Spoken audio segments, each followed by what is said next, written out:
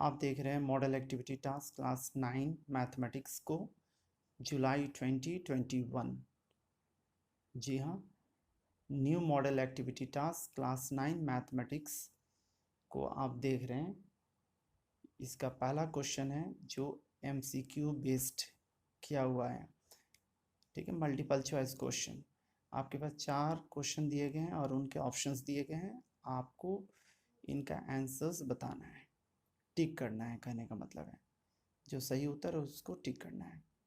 देखिए, हिंदी वर्जन में questions available नहीं है वेबसाइट पर बांग्ला शिक्षा के, इसीलिए इंग्लिश वर्जन वाला ही क्वेश्चन को लेकर मैं आपके पास आया हूँ। इस वीडियो में हिंदी में मैं इसका ट्रांसलेट करते हुए बताऊंगा, आप ध्यान से सुनते जाइएगा और सही ऑप्शन है उसको आपको जब स्कूल देगा, काफ़ी जगह बढ़ चुका है, तो आप इस तरह से उतारते जाइएगा।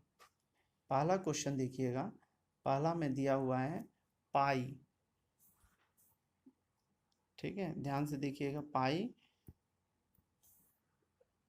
यहाँ पर पहला क्वेश्चन है, पाई है रेशनल नंबर मतलब परिमेय संख्या, इंटेजर मतलब हो गया पूर्णांक संख्या, एल्जेब्राइक इरेशनल नंबर कहने का मतलब है बीजगणितीय अपरिमेय संख्या, और नॉन एल्जेब्राइक इरेशनल नंबर कहने के अबीजगणितीय अपरिमेय संख्या।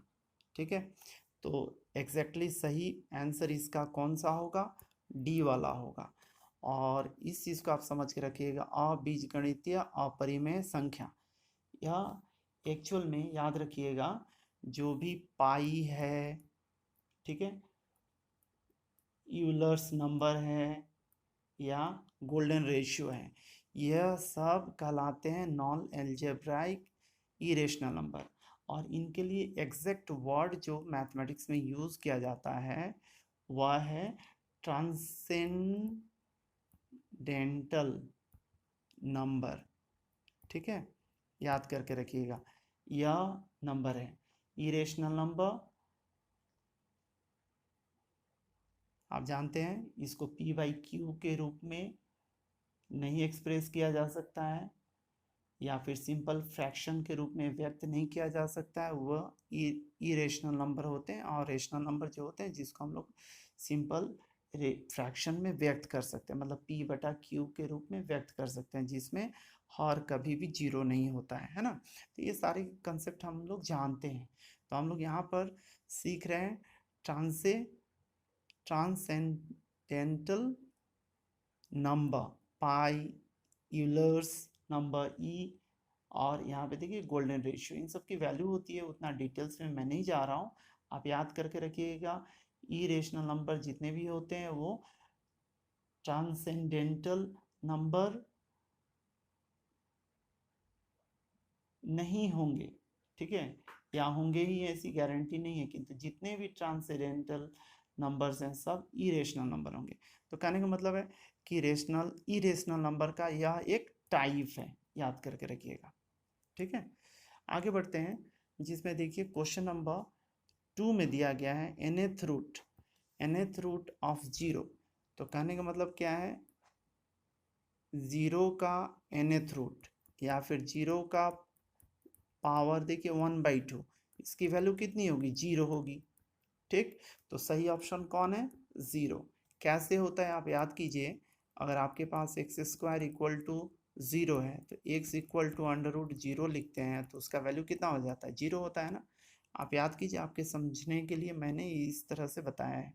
तो आपको जस्ट ऑप्शन ही क्लिक करना है एग्जाम में या फिर क्वेश्चन पेपर जब भी रहेगा तो उसमें। अब देखिएगा नंबर 2 जो दिया गया है उसमें दिया गया है क्या, ग्राफ जो है y प्लस 7 बराबर जीरो, ग्राफ इसका कौन सा होगा?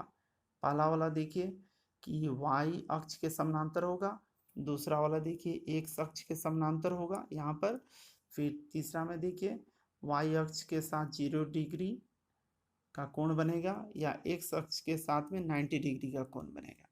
इस क्वेश्चन को समझने के लिए हम लोगों को ग्राफ में आ जाना पड़ेगा, यह आपको समझ लेना है।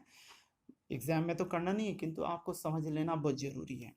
देखिए हम लोग जानते हैं कि इन सब की वैल्यू हम लोग निकाल लेते हैं। आप भी जानते हैं 3 वैल्यू आप बॉक्स बनाकर इस तरह से निकाल लेते हैं।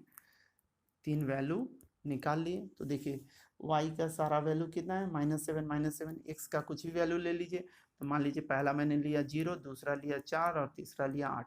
जब मैं ग्राफ में बैठा रहा हूँ तो इस तरह से मेरा बैठ जा रहा है। यहाँ पे 0 तो 0 के बाद में 7 तो देखिए माइनस में है तो यहाँ पे आ गया नीचे, फिर 4 में आए तो फिर नीचे में आए देख लीजिए, फिर उसी तरह से 8 यहाँ पे गिनते हुए आए तो फिर नीचे में 7 आए। तो देखिए इस तरह से तैयार हुआ। इसका मतलब क्या हुआ, यह मेरे पास एक्स ओ एक्स डैश है और ये वाला वाई ओ वाई डैश है। मतलब यह वाला एक्स अक्ष है, एक्स अक्ष है और ये वाला वाई अक्ष है। तो इसका मतलब क्या हुआ, यह वाला जो रेखा, इसकी लेखा चित्र जो तैयार हो रही है वह एक्स अक्ष के समानांतर हुआ।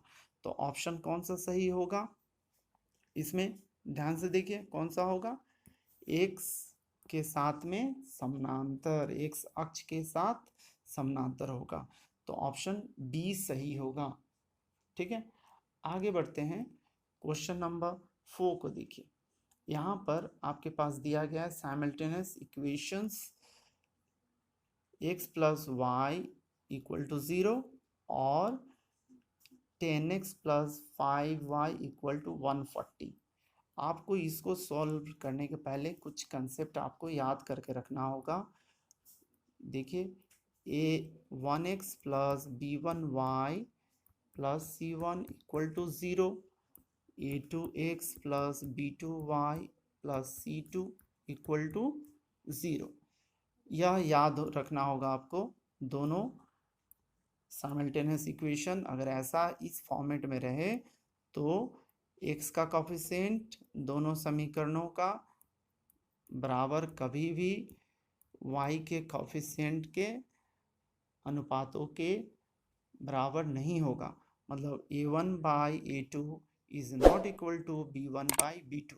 अगर इस तरह से है तो आपको याद रखना है, इस कंडीशन में आ गया तो याद रखना है कि इनका सिर्फ एक ही हल होगा।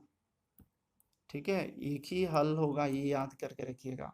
और ये एक दूसरे को, इनसे प्राप्त जो लेखा चित्र होगा वह एक दूसरे को परस्पर एक दूसरे को काटेंगी। ठीक है, यह कंसेप्ट होता है, आप पढ़ चुके हैं ग्राफ वाले पार्ट करने के बाद में। जब आप साइमल्टेनियस इक्वेशन शुरू करते हैं तो उसमें आप पढ़ चुके होंगे। अगर आप नहीं जानते हैं तो इसके स्टडी पॉइंट सिलीगुड़ी के वीडियोस अवेलेबल हैं साइमल्टेनियस इक्वेशंस के बेस पर बेस्ड किया हुआ। आप प्लेलिस्ट की मदद से जाकर स्टडी कीजिए, आपको फ़ायदा ज़रूर मिलने वाला है। तो इसमें सही उत्तर कौन सा होने वाला है, केवल एक सॉल्यूशन। क्यों होने वाला है, क्योंकि देख लीजिए यहाँ पर इस जगह पर जो आपके पास है x का कोफिशिएंट और इस जगह पे y का कोफिशिएंट, तो मैं तो यहाँ पे देख लिया, इसलिए मैं पहले ही आपके लिए बता दिया कि हाँ क्या होने वाला है इसका आंसर। किंतु आप देख लीजिए क्यों आप पहला वाला चॉइस को कंसिडर कर रहे हैं। यहाँ पे देखिए 1/10 हो गया, फिर यहाँ पर देखिए 1/5 हो गया। अब देखिए ये दोनों बराबर नहीं है, यहाँ पर जो कोफिशिएंट्स है इनका, इसके पहले 1 है, इसके पहले 1 है, तो 1/10 हो गया और यहाँ पे 1/5 हो गया। तो इस तरह से आप देख रहे हैं कि इन दोनों का कोफिशिएंट x का और y का बराबर नहीं है। जब बराबर नहीं रहेगा तो आप बोलेंगे कि ओनली वन सॉल्यूशन होगा इन दोनों समीकरणों का। ठीक है, तो आगे बढ़ते हैं, नेक्स्ट क्वेश्चन नंबर 2 की ओर बढ़ते हैं। और क्वेश्चन नंबर 2 जो है वह उसमें दिया गया है कि आपको सही और गलत बताना है, सत्य है या असत्य है, इसको बताना है। इंग्लिश वर्जन का भी क्वेश्चन मैं आपको दिखा रहा हूँ और इसके स्टडी पॉइंट सिलीगुड़ी आपके लिए हिंदी में क्वेश्चन को ट्रांसलेट करके लेकर आया है ताकि आपको पहले ही जानकारी मिल जाए। तो देखिए पहला क्वेश्चन क्या बोल रहा है, यदि किसी चतुर्भुज का एक विकर्ण चतुर्भुज क्षेत्र के बाहर हो तो चतुर्भुज समानांतर चतुर्भुज होगा, यह दिया गया है। ठीक है, आप सही से डायग्राम अगर ड्रॉ करेंगे तो आपके पास डायग्राम इस तरह से होगा जो मैं ड्रॉ कर रहा हूँ, आप ध्यान से देख लीजिएगा। यह देखिए, यह एक चतुर्भुज हो गया। अगर मैं इसको ड्रॉ करूं यहाँ पे ऐसे ऐसे डॉट करके, यहाँ पे ऐसे ऐसे करूं, तो यहाँ पे देखिए विकर्ण अलग अलग हो गया, देख रहे हैं। तो यह बाहर वाला विकर्ण है, तो यह क्या होगा, समानांतर चतुर्भुज तो कतई नहीं होगा। क्या होगा, यह अवतल चतुर्भुज होगा। यह याद करके रखिएगा, क्या चतुर्भुज होगा, यह अवतल चतुर्भुज होगा। तो आपके पास यह ऑप्शन जो है वह क्या होगा, असत्य हुआ, अनट्रू हो गया, ठीक है, तो फॉल्स हो गया इंग्लिश में, ठीक है। दूसरा देखिएगा, यदि रोम्बस का एक कोण समकोण हो, मतलब 90 डिग्री का हो, तो क्या होगा, वर्ग होगा, यस होगा। तो यह सत्य हो गया, क्योंकि रोम्बस में आप जानते हैं कि कोण 90 डिग्री का नहीं होता है, इसके सभी भुजाएं बराबर होती हैं, किंतु जिस तरह से वर्ग में 90 डिग्री का कोण होता है उस तरह से रोम्बस में नहीं होता है। अगर बन जाए तो वह क्या हो जाएगा, रोम्बस वर्ग बन जाएगा, तो यह सही हो गया। नेक्स्ट देखिएगा, बहुपदी व्यंजक के चल राशि का घातांक मतलब पावर जो होगा कोई एक पूर्ण अखंड संख्या होगा, तो यह सही नहीं है। क्यों, क्यों सही नहीं है, देखिए ध्यान से, यहाँ पर जो वर्ड दिया है कोई, अगर कोई नहीं होता तो आप मान सकते थे, ठीक है, किंतु यहाँ पे कोई बोल दिया गया है। आप जानते हैं कि पूर्ण संख्या जो होती है वह पॉजिटिव भी होती है और नेगेटिव भी होती है, नेगेटिव इंटीजर और पॉजिटिव इंटीजर दोनों होता है। तो हम लोग जब पॉलिनोमियल्स की बात करते हैं, ठीक है, पॉलिनोमियल्स की बात करते हैं, तो उसमें जो पावर होता है वह क्या होता है, हमेशा पॉजिटिव होना चाहिए। कहने का मतलब पॉलिनोमियल में चल राशियों के वेरिएबल्स के घातांक धनात्मक पूर्ण संख्या होता है, इस चीज़ को आप दिमाग में बैठा के रखिएगा, ठीक है। तो जो वेरिएबल्स हैं, वेरिएबल्स उनका जो पावर होगा, जैसे उदाहरण के तौर पे अगर मैं लिखूं x² + 3x + 2, तो ये देखिए पॉजिटिव होगा, यहाँ पे भी 1 है मतलब ये भी पॉजिटिव है। उसी तरह से x⁴ x⁴ या 1 यह चलेगा, किंतु x⁴ + 1 यह नहीं चलेगा, इस चीज़ को आपको समझ के रखना है। इसी तरह से x + 1/x मतलब यहाँ पे x + x⁻−1 यह नहीं चलेगा, ठीक है। तो पॉजिटिव जो रहेगा इंटीजर्स उसी को हम लोग कंसीडर करेंगे, नेगेटिव इंटीजर्स पॉलिनोमियल्स में पावर के रूप में नहीं रहेगा। पावर मतलब इंडिसेस, हम लोग प्लूरल में बोलते हैं, सिंगुलर में इंडेक्स बोलते हैं, ठीक है। तो आपको समझ में आ गया होगा कि क्यों यह असत्य है, ठीक। नेक्स्ट देखिएगा, आपके पास नेक्स्ट क्वेश्चन है, उसमें बोला जा रहा है कि 0 एक स्थिरांक बहुपदीय व्यंजक है तथा शून्य बहुपदीय व्यंजक भी है।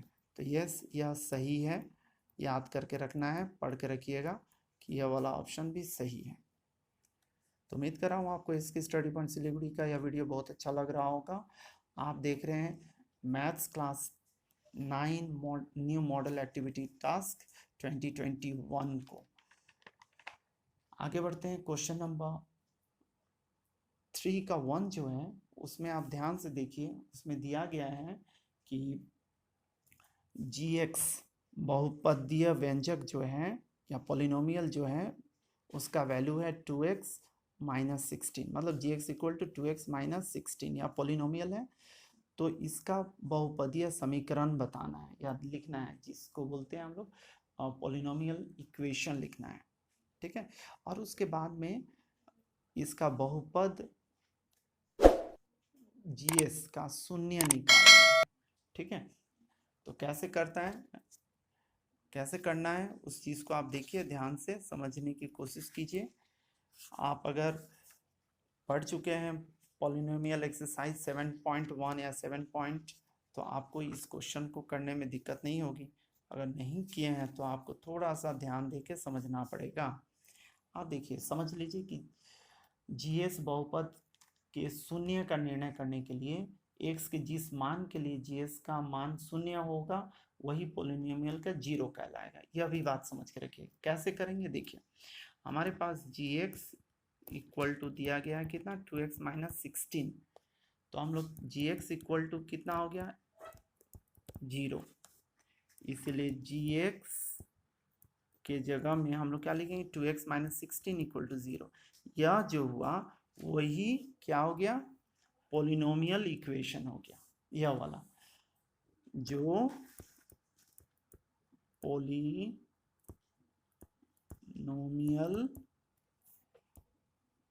इक्वेशन, मान लीजिए मैंने शॉर्टकट में ऐसे लिखा, हिंदी में लिखेंगे तो बहुपदीय लिखिए या बहुपदी व्यंजक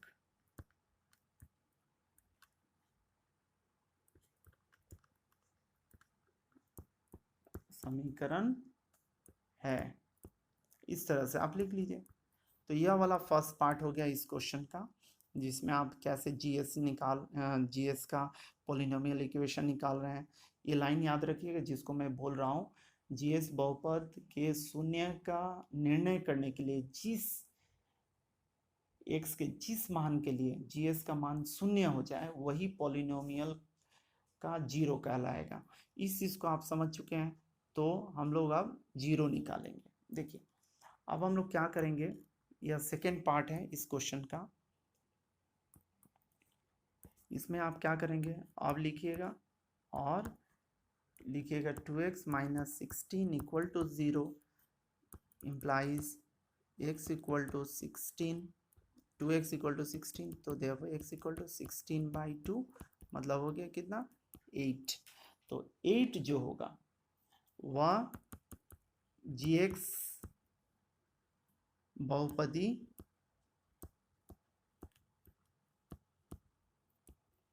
व्यंजक का शून्य बराबर 8 है। इस तरह से आपको लिखना है, इतना लिखिएगा, इसका सॉल्यूशन आपका बन गया। ठीक है, उम्मीद कर रहा हूँ आपको समझ में आ गया होगा कि किस तरह से हम लोग निकालते हैं। तो 8 को जीएस पॉलिनोमियल के इक्वेशन का क्या बोलेंगे, मूल भी बोलेंगे। ठीक है, इस तरह से कुछ कंसेप्ट है जिसको आपको याद करके रखना होगा। आगे बढ़ते हैं क्वेश्चन नंबर 2 की ओर, 3 का 2 को देखते हैं जो गुणनखंड पर आधारित है। आप इस चीज़ को आप एक्सरसाइज 8 में कर चुके हैं, अगर कर चुके हैं तो बहुत ही अच्छा है, क्योंकि आप इसमें पॉलिनोमियल में जो ट्रायल या वैनिसिंग मेथड को सीखे थे उसका इम्प्लीमेंट करते हुए सॉल्व करना है। वैनिसिंग रूल या ट्रायल मेथड जिसको बोलते हैं उसको यूज़ करना है, और उसके बाद में पॉलिनोमियल का जो थ्योरम आप पढ़े हैं, फैक्टर थ्योरम, उसका यूज़ करना है, तब जाके इस क्वेश्चन को आप कर सकते हैं। तो चलिए देखते हैं किस तरह से करना है। सबसे पहले आपके पास जो दिया गया है पॉलिनोमियल उसको मान लेते हैं। देखिए माना पॉलिनोमियल, इसका नाम क्या मान लिए, fx equal to 8x³ plus 8x minus 5 मान लेते हैं इसका नाम। अब वैनिसिंग मेथड से या फिर ट्रायल मेथड से हम लोग इसका मान मानेंगे, और इस पूरे का वैल्यू अगर जीरो निकाल लेते हैं, जिस वैल्यू को बैठाएंगे तो हम लोग फैक्टर जो होगा इसका उसको बता पाएंगे या निकाल पाएंगे। किस तरह, किस विधि से, फैक्टर थ्योरम के द्वारा। ठीक है, तो देखिए क्या कर रहे हैं, मैंने मान लिया, माना x का मान जो है कितना मानने से जीरो हो जाएगा, तो मैं कैलकुलेशंस करके देख लूँगा 1 2 3 इस तरह से, 1/2 1/3 इस तरह से। तो 1/2 बैठाने से मेरा कैलकुलेशंस में आ जा रहा है, इसलिए मैं क्या करूँगा, x के जगह में 1/2 लिखूँगा। देखिए 1/2 होल क्यूब प्लस 8 1/2, जिस वैल्यू को बैठाएंगे तो उससे जीरो आएगा, उसी को आपको लेना है, यही चीज़ आपको खोजना है इसमें। ठीक है, तो यहाँ पे 4 हो गया, -5 यहाँ पे काटे तो 1 + 4 -5 इक्वल टू 5 - 5 इक्वल टू 0। इसका मतलब आप क्या देख रहे हैं, f 1/2 इक्वल टू 0, मतलब अगर x की वैल्यू 1/2 लेते हैं तो इस पूरे पॉलिनोमियल का मान 0 हो जाएगा। तो आप जानते हैं फैक्टर थ्योरम के द्वारा, गुणक प्रमेय के द्वारा, कि कोई भी अगर पॉलिनोमियल का वैल्यू 0 ला देता है तब जाके आप बोलेंगे कि वह उसका एक उत्पादक है। ठीक है, तो पॉलिनोमियल का जो गुणांक का नियम है उस चीज़ को आपको याद करके रखना होगा। अगर आप नहीं जानते हैं तो प्लेलिस्ट की मदद से आप देखिए, आपके आई बटन में भी दिख रहा होगा, उसको जाकर देखिए, समझिए। पॉलिनोमियल्स के सारे वीडियोस अवेलेबल हैं इसके स्टडी पॉइंट सिलीगुड़ी पर, जाके समझिए, क्योंकि उसको जानने के बाद में आपको कोई दिक्कत नहीं होगी पॉलिनोमियल के सारे क्वेश्चंस को करने में। ठीक है, तो पॉलिनोमियल का जो थ्योरम है उसको मैं एक बार बोल देता हूँ, ध्यान से सुन लीजिए। यदि एफ एक्स कोई बहुपदी व्यंजक हो जिसकी डिग्री n हो और a कोई वास्तविक संख्या हो, तो x minus A F x का एक उत्पादक होगा यदि एफ ए बराबर 0 हो। तो यहाँ पे हम लोग 1/2 क्या हो रहा है, 0 हो जा रहा है, तो हम लोग क्या बोलेंगे कि उसका उत्पादक इसमें आएगा। तो अगर एफ ए इक्वल टू 0 हो जाएगा तो हम लोग क्या बोलेंगे, x minus A F x का एक उत्पादक है। तो हम लोग के पास में जो फैक्टर थ्योरम का जो दो नियम है उसमें से दूसरा वाला हमारे पास इसमें लागू होने जा रहा है। तो हम लोग क्या बोलेंगे, फैक्टर थ्योरम के द्वारा हम लोग बोलेंगे यहाँ पर, अब फैक्टर थ्योरम हिंदी में लिखेंगे तो आप लिखिएगा गुणक प्रमेय के द्वारा हम लोग क्या लिख सकते हैं, x इक्वल टू, हम लोग माने क्या है, x इक्वल टू 1/2 माने थे, तो इसको गुना करेंगे तो 2x इक्वल टू 1, और यह जब एक साइड में आ जाएगा तो कितना हो जाएगा, 2x माइनस 1 इक्वल टू 0 हो जाएगा। ठीक है, तो 2x equal to 2x minus 1 equal to 0, तब हम लोग बोलेंगे इसलिए एफ एक्स का 2x माइनस 1 एक उत्पादक है। इतना बोलिए, इतना कर लेने के बाद में आपका तो यह मिल गया, आपके पास यह वाला एक उत्पादक पता चल गया। अब आपको क्या करना है, इस तरह से आपको लिखकर तैयार करना होगा, 8x³ प्लस 8x माइनस 5। देखिए ऊपर के जो भी चीज़ किए हुए हैं ऊपर वाले, अगर आप उसको बिना किए अगर इस लाइन को करते हैं तो कुछ जगह है जहाँ पर सही कर दिया जाता है कि ठीक है कोई दिक्कत नहीं है, किंतु अगर आप इसको करके ही दिखाते हैं तो आपका सॉल्यूशन एकदम सही माना जाएगा। क्योंकि यह 2x माइनस 1 आप कहाँ से निकाले हैं वो तो बताना पड़ेगा ना, बिना बताए तो आप कैलकुलेशंस नहीं कर सकते हैं। तो इस चीज़ को याद रखिएगा कि आप यहाँ तक तो जरूर कीजिएगा, उसके बाद में नीचे वाले हिस्सा को कीजिएगा। कुछ बच्चे हैं जो यही वाला पोर्शन जो अभी मैं करने जा रहा हूँ इसी को करके दिखा देते हैं, बोलते हैं कि सर हो गया, तो उस तरह से आप नहीं कर सकते हैं, इस चीज़ को याद रखिएगा। तो देखिए इसमें नियम ही होता है, अगर अभी फिर बोल रहा हूँ कि अगर आपको या नहीं आता है वैनिसिंग मेथड या ट्रायल मेथड, तो आप इसके स्टडी पॉइंट्स सिलीगुड़ी के चैनल पे जाइए, आप प्लेलिस्ट की मदद लीजिए, प्लेलिस्ट में आप जाकर क्लास 9 का मैथमेटिक्स में जाकर देखिए, उसमें भी अगर आप चाहें तो अलग से प्लेलिस्ट बना हुआ है पॉलिनोमियल का, उसमें जाकर देखिए, आपके पास topic wise, chapter wise, exercise wise आपके पास क्वेश्चंस हैं, आप समझ पाइएगा। आप समझने के लिए स्टडीज़ कर रहे हैं तो समझिए, अच्छी तरह से समझ लीजिए। देखिए तो इसको कितना से गुना करेंगे तो 8x³ आएगा, यही चीज़ यहाँ पे करना है। तो देखिए मैं इसको अगर 4x से गुना करता हूँ तो 8x² आएगा, ठीक है, किंतु यहाँ पर एक स्क्वायर अगर मैं डालता हूँ तो यहाँ पे 8x³ आ जाएगा। देखिए ठीक है, इसी चीज़ को लेकर यहाँ पे तैयार करना है, यहाँ इधर से गुना करके इसको मिलाना है। ठीक है, तो कितना हो गया यहाँ पे 4x² हो गया। अब इसमें देखिए इस जगह में मेरे पास स्क्वायर वाला टर्म यहाँ पे है नहीं, तो यहाँ पे जो है उसको तो काटना पड़ेगा, तो मैं इसको 2 से गुना करूँगा। देखिए 2 2 4x² हो गया, किंतु यह मुझे चाहिए प्लस में, तो यहाँ प्लस बैठा है तो यहाँ भी प्लस हो गया। अब ये वाला हिस्सा इसको गुना किया, कितना हुआ -2x। ठीक है, यहाँ तक समझ में आ गया। आपका ये वाला हिस्सा कट गया क्योंकि आपको नहीं चाहिए था। अब आप क्या किए, नेक्स्ट आपका टारगेट हो रहा है कि अब मुझे यहाँ पर 8 लाना है, 5 लाना है। तो आपके पास यहाँ पर कितना आ गया, हो गया 2 हुआ, -2। तो आपके पास 10 चाहिए, तब जाके प्लस आपके पास आएगा। देखिए, तो 5 दूना 10। देखिए 10 में से 2 गया तो 8 मिल गया ना, ये वाला, तो यह मिल गया। तो यहाँ पे प्लस चाहिए, इसने गुना किया कितना, वो -5। अब देखिए, आप इस लाइन से आप इस लाइन में जा रहे हैं कैलकुलेशंस करके, ऐसा नहीं कि ऊपर में लिख लिए फिर नीचे में लिख रहे हैं, याद रखना है इस लाइन को। अब आपके पास इस लाइन में देखिए जो कॉमन है उसको उतार लीजिए, 2x - 1, और यहाँ पर हो गया 4x² + 2x + 5। यह जो हुआ यही इसका आंसर्स कहलाएगा। उम्मीद कर रहा हूँ आपको यह समझ में आ गया होगा। क्वेश्चन नंबर 3 का क्वेश्चन नंबर 2। आगे बढ़ते हैं क्वेश्चन नंबर 3 की ओर, जिसमें दिया गया है दूरी ज्ञात करना है। यह एक्सरसाइज आप 3 में कर चुके हैं, एक्सरसाइज 3 में, जिसमें आप एक्सरसाइज 4 में कर चुके हैं, जिसमें डिस्टेंस फार्मूला पर आधारित स्थानांक ज्योमेट्री या कोऑर्डिनेट ज्योमेट्री में आप पढ़ चुके हैं।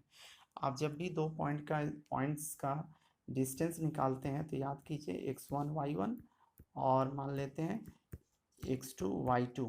तो आपके पास फॉर्मूला जो आता है वह x1 - x2 whole square plus y1 - y2 whole square, यही सूत्र होता है। किसी को भी आगे पीछे कर सकते हैं, यहाँ पे x2 लिख सकते हैं, यहाँ पे x1, यहाँ पे x2, यहाँ पे x1, कुछ भी, क्योंकि होल स्क्वायर है तो माइनस रहने से प्लस हो जाता है, आप जानते हैं। तो इसी फॉर्मूला का यूज करके हम लोग 2 बिंदुओं के बीच की दूरी को हम लोग ज्ञात करेंगे। ठीक है, देखिए क्या है इसमें, समझने की कोशिश कीजिए कि किस तरह से हम लोग अभी करेंगे इसको।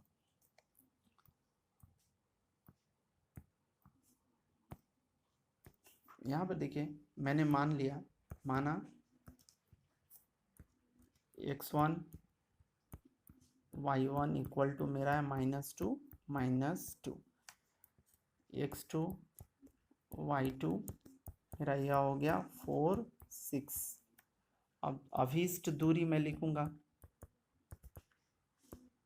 फॉर्मूला मुझे मालूम है, मैंने लिख लिया x1 - x2 whole square plus y1 - y2 whole square. देखिए y2 - y1 या x2 - y1 कोई मैटर नहीं करता है, पहले भी बोल दिया हूँ, ध्यान से आपको समझ के रखना है।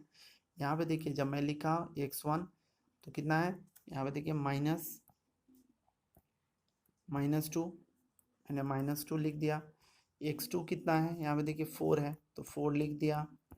यहाँ पर कितना है y2, ये देखिए -2, और यह है 6, तो होल स्क्वायर कितना आ गया बताइए, यहाँ पे -6 होल स्क्वायर और यहाँ पर -8 होल स्क्वायर। ठीक है, अब उसके बाद में आप क्या कर रहे हैं, यहाँ पर 36 पा रहे हैं, यहाँ पे 64 मिल गया आपको। इन दोनों को जोड़े तो 100 हो गया, और 100 का वर्गमूल निकाल रहे हैं तो कितना हो 10, और फिर इकाई लिखेंगे। तो इस तरह से आपको यह कैलकुलेशंस करना है। आपको कोई परेशानी अगर है तो कमेंट सेक्शन में जाके कमेंट कीजिएगा, ताकि मैं आपके कमेंट्स को देखकर कोई भी क्वेरी हो उसको मैं बता पाऊँ। कुछ भी डाउट्स हो तो हमेशा लिखा कीजिएगा, और कमेंट सेक्शन में कई बार काफ़ी सारी चीज़ दिए रहते हैं, उसको भी पढ़िएगा और जाके देखिएगा कि क्या बताया जा रहा है, कमेंट कीजिएगा ज़रूर। आगे बढ़ते हैं क्वेश्चन नंबर 4 के लिए। और देखिए क्वेश्चन नंबर 4 को मैं अगर प्रमेय को बताऊं तो यह वीडियो बहुत बड़ा हो जाएगा, इसलिए मैं आपके लिए यह छोड़ दे रहा हूं कि आप खुद करें इस प्रमेय को। और देख रहे हैं आपकी स्क्रीन पर यह लिंक दिया गया है, डिस्क्रिप्शन में भी मैं दे दूंगा, कमेंट सेक्शन में भी दे दूंगा लिंक, उसको जाकर आप क्लिक करके इस वीडियो को जाकर देखना है।